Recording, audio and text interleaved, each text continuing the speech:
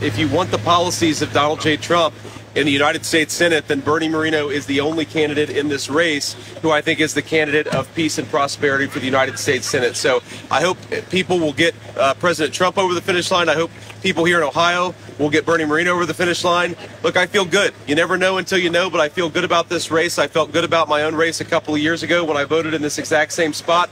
Hopefully it goes as well for President Trump and me as it went for me a couple of years ago in the state of Ohio. So appreciate you guys being here. Happy to take a few questions. You obviously can see my kids bouncing around here. There's Usha.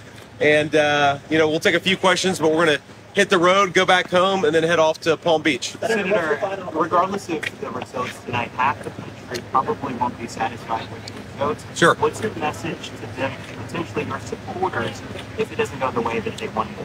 Well, look, I think our message is, first of all, we do expect to win, but obviously no matter who wins, half the country, as you said, is going to be at least partially disappointed. I think my attitude is the best way to heal the rift in the country is to try to govern the country as well as we can, create as much prosperity as we can for the American people, and remind our fellow Americans that we are all fundamentally on the same team, however we voted. I certainly hope you vote for Donald J. Trump today. I think that his policies are going to promote peace and prosperity for our citizens, but if you vote the wrong way, in my view, I'm still going to love you. I'm still going to treat you as a fellow citizen. And if I am lucky enough to be your vice president, I'm going to fight hard for your dreams and for your family over the next 4 years. Senator, do you have an opinion on who will fill your Senate seat if you win?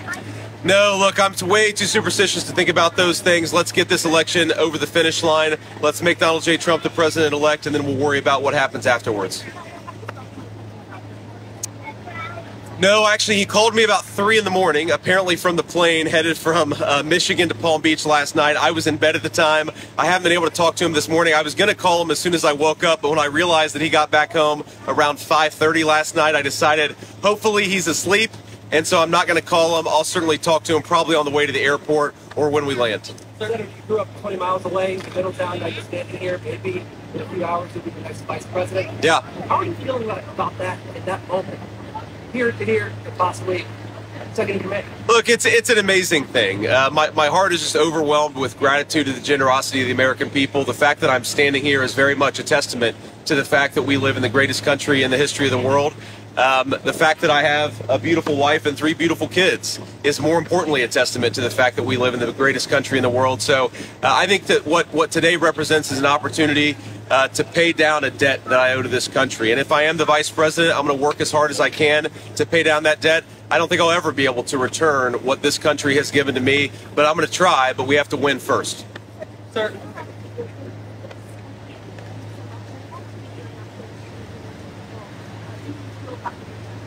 You know, my most important message is we ought to argue, disagree about, persuade each other about politics. That's part of the natural process.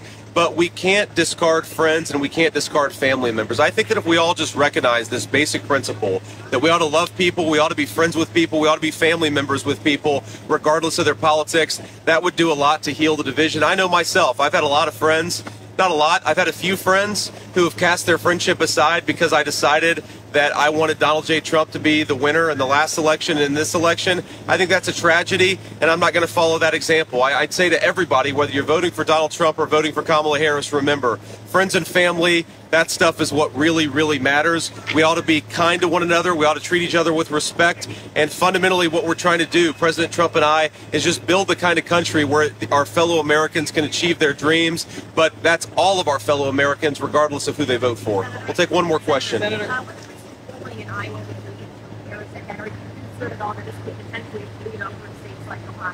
No, I'm not too worried about that. Look, one outlier poll doesn't change what we've seen on the ground. We feel very good about the energy. We feel very good about the early vote. But ultimately, the ball is in the courts of the American people. Today is the day. If you don't want an open border, vote for Donald Trump. If you want to get back to low inflation and affordable groceries, vote for Donald Trump. If you want to return the world to peace and stability, vote for Donald Trump. That's my pitch to voters. I really do believe that we can have a golden age of prosperity in the United States of America, but voters are going to ultimately make that choice. I don't worry about any one poll. I think that we're going to win. I really do, but ultimately the voters make that decision. We'll see what they think about this by the end of the day, hopefully. God bless you guys. Thank you.